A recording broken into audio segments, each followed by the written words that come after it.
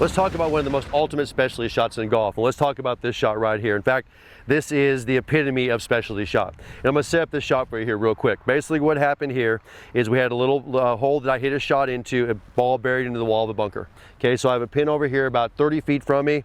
Okay, the ball's buried into the wall of the bunker. How would you actually play this golf shot? Okay, and we're going to talk about this shot. In fact, we're going to talk about this shot and a lot of other specialty shots in an upcoming webinar we have. We have a webinar coming up on Wednesday, August 12th, and we're going to talk about specialty shots, side hill lies, uphill lies. We're going to talk about long bunker shots, how to hit into the wind, how to hit around a tree, things like that. Like normal, we'll have an instructional session and we'll have giveaways during the entire thing. We're going to give away a 5-day Build Your Game camp. $3,000 value of a golf school, a 5-day camp. We're going to give away a gold membership. That's over $1,000 value, just to have fun during the webinar, okay? We're going to talk about hitting those reality shots in the course. But what I want to talk about today is actually about a shot that we had a couple weeks ago, and I wrote about in the newsletter. So I'm going to set this up for you.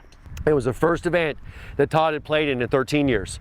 And we played in an event that was a 2-man best ball. It was a 36-hole event. And on the 35th hole, it was about a 210-yard par 3. I had hit a ball up on the green about 30 to 40 feet from the hole. This is the shot Todd had. He hit a good shot and it came up just short of the green and the ball was embedded into the wall.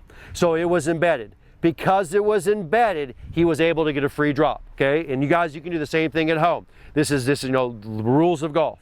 So now a drop, you drop to the closest spot, no nearer the hole. Well, the closest spot being embedded is right in the edge of the bunker.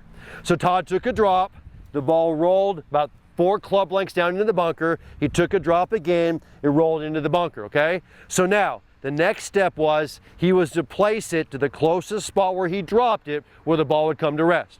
So he placed it, okay? Now we had to walk through the shot. So after walking him through the drop, after walking him through how to set up for the shot, now we had to walk through it. Well, the first thing Todd did was he pulled out a wedge, okay? Or I actually think it was a sand wedge.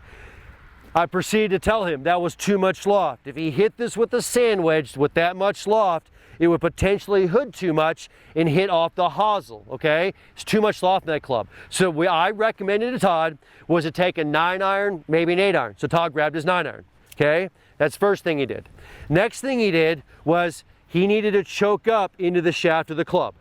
So because this ball was literally above his waist high or slightly above, he had to choke up into the shaft to shorten the club. So he literally made this club probably about 20 inches long, okay? Now, next thing, I discussed with him, I said, this ball's gonna go to the left because when you hit a shot that's at waist level and you hit the ground, you're gonna catch the hosel of the club face is gonna close. It's gonna close fast. That's why we couldn't get too much loft on this club because if it closed that fast, it'd probably go right into the bunker. So he choked up into the shaft, he got up over the ball. Now the funny part occurred. He looked at me, I'm on the green playing with my two competitors up there. He looked at me and he said, Tim, if I touch the grass, the ball's gonna roll. What was my answer? Don't touch the grass. Gotta admit, my partners, myself, we were laughing now, okay?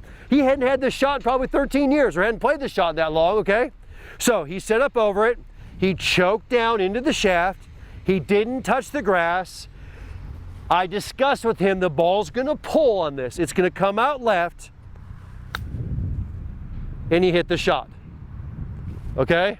And in fact, he did a great job. He hit the shot up there about 3 to 4 feet. He ended up making the putt for par. I ended up 2-putting for par. We ended up going on to win the tournament by 2 shots. But this is all about specialty shots because here's the deal.